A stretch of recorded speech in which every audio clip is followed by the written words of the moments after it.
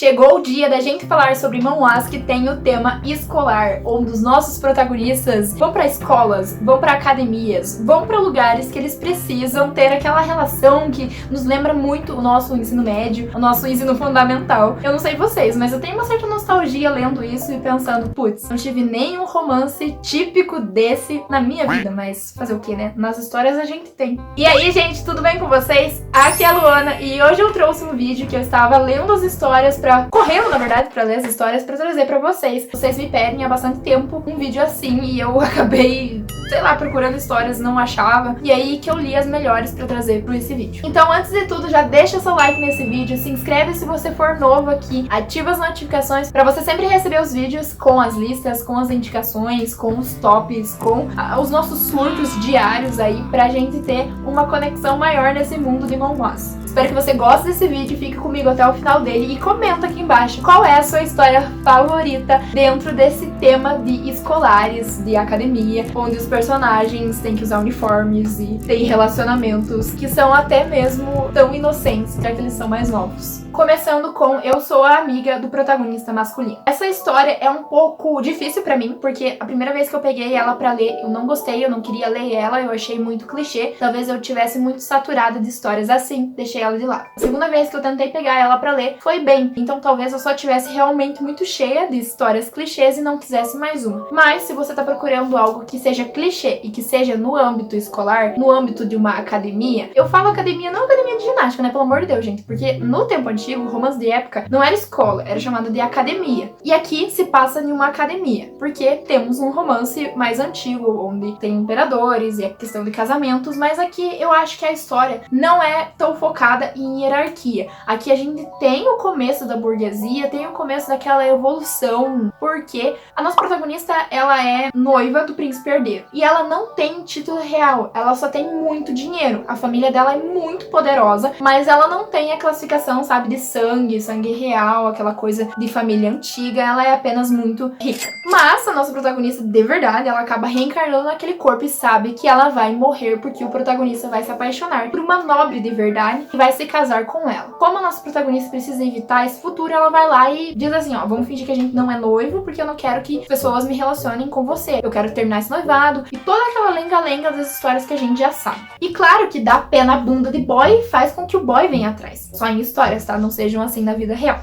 Porque isso vai desencadear um interesse repentino do protagonista masculino. Mas talvez não seja repentino. Talvez seja pela personalidade dela. Porque ela acaba se tornando a melhor em tudo que ela faz. Ela é dedicada na escola, ela gosta da família, ela se dedica à família. Então talvez isso que a torne uma boa personagem. No caso, a Louise, que é a vilã, né, dessa trama, que reencarnou ali, vai fazer de tudo para que ela não morra. E o primeiro fator é se livrar do noivo dela. E aqui também a gente tem um ponto bastante interessante, que é a verdadeira heroína daquela história se transformando na vilã, se transformando na pessoa ruim daquela trama à medida que a história se inverte. Enquanto a Louise vira a heroína se transforma na vilã. O segundo manhwa, eu te juro de joelhos que eu não queria ler ele, mas é uma história maravilhosa, que é Insoul's Lane. Ele tem outros nomes também, eu talvez deixe aqui na descrição pra vocês, mas pelas imagens talvez vocês reconheçam. É uma história que tá com 140 e poucos capítulos traduzidos. Eu li até uns 80 e poucos, até o final da segunda temporada, mais ou menos. E me apaixonei por todo o universo, pela protagonista, pelos personagens. É uma história que tem o âmbito colegial, mas que é muito mais profunda que isso. A nossa protagonista, que é a Dan, ela é de outro mundo. E ela acaba reencarnando, acaba adentrando o mundo de uma novel onde ela é a melhor amiga da protagonista feminina e vai ter um harém de homens ao redor dela. A Dan, primeiro, ela tenta se afastar da protagonista, enfim, não dá certo, ela acaba se reconciliando com a melhor amiga dela e aí a gente tem um laço muito mais forte de amizade. Mas assim, é só o comecinho da história, não é sobre isso o conflito. O conflito principal é sobre ela se apegando àquelas pessoas, se apegando às amizades, se apaixonando por aquelas pessoas, mas com muito medo de voltar para sua casa e todos esquecerem que ela um dia existiu. E então é um tema muito bom de ser trabalhado, porque você fica ansiosa junto com a protagonista, se perguntando se o conflito não é com quem ela vai ficar. O conflito é se ela vai ficar para sempre com eles. Então, você vai ter dificuldade para torcer por um protagonista masculino. Pode apostar que vai ser difícil. Eu peguei spoiler de quem ela fica na novel. Não vi um bom relacionamento entre os dois ainda, mas que eu acho que vai ser perfeito se ela ficar com ele, porque eu gosto dele e daquele...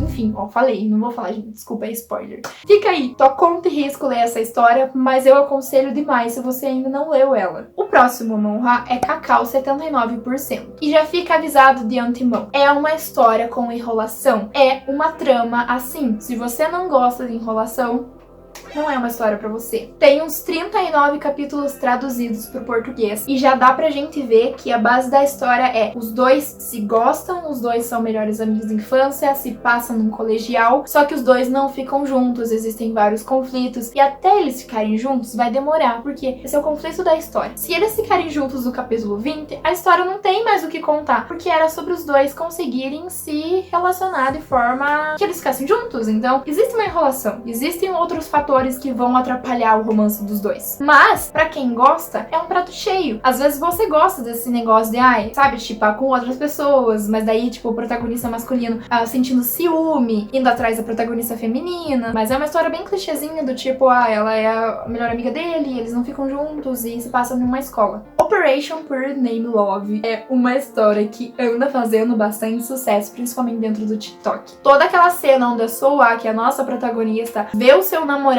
beijando sua melhor amiga e sentindo-se traída enquanto o melhor amigo do seu namorado está ali com ela, fez com que viralizasse muito no TikTok. Foi assim que eu conheci essa história também, mas eu tava receosa um pouco de ler ela, eu tava deixando pra depois, porque eu queria mais capítulos. Eu estava com medo de gostar tanto, não ter capítulos suficientes pra sanar a minha ansiedade e eu ficar revoltada com a história. Aconteceu isso um pouco, sabe? Porque eu quero mais capítulos, gente. É muito boa. Passo o pano pra protagonista feminina de voltar com o boy lá. Só que eu acho ela meio tonga, né? Porque ela tem que se tocar rápido, assim, que não é ele que gosta dela. E é o outro, que é o melhor amigo, talvez tenha um pouco de talaricagem.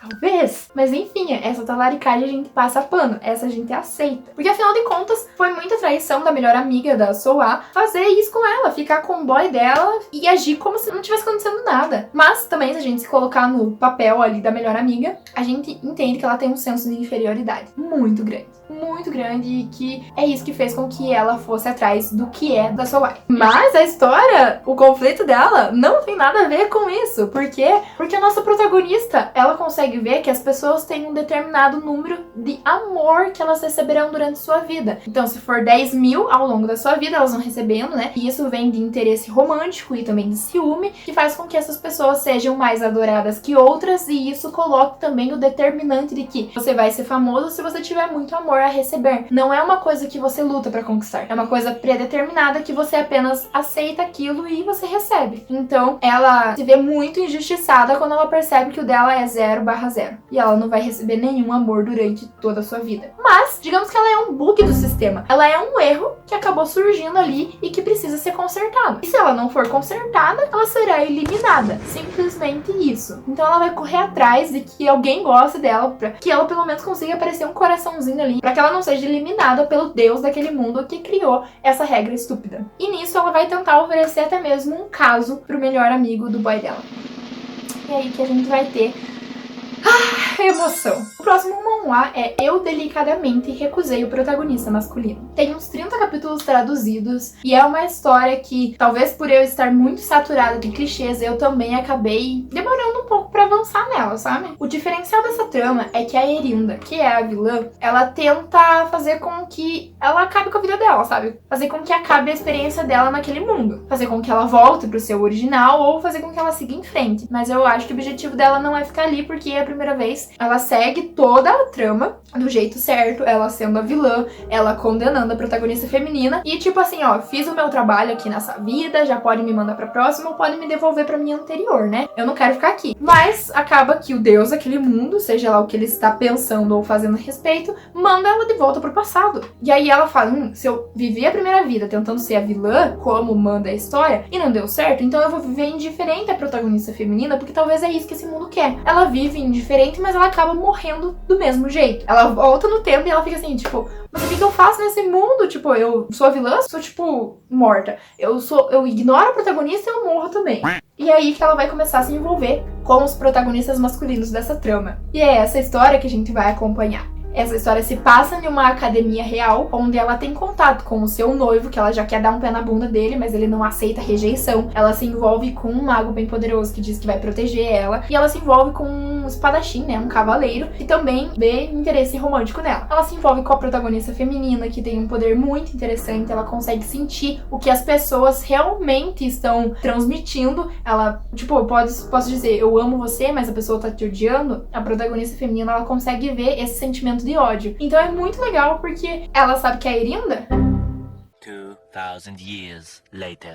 O nome da vilã é Serena, não é Erinda. Foi mal, gente. Erinda é a protagonista. Serena é a nossa vilã. Ela sabe que a Serena, na sua primeira vida, não queria matá-la. Então, talvez seja isso que faz com que a Serena fique voltando no tempo. Que é criar uma boa relação com eles. E aí fica a dúvida. Como é que a Serena precisa viver essa vida pra conseguir não morrer lá na frente? Então, eu espero que vocês tenham gostado dessas indicações, dessas novas histórias, se você não conhecia alguma delas. Eu vejo você pra um próximo vídeo. Então, eu fui!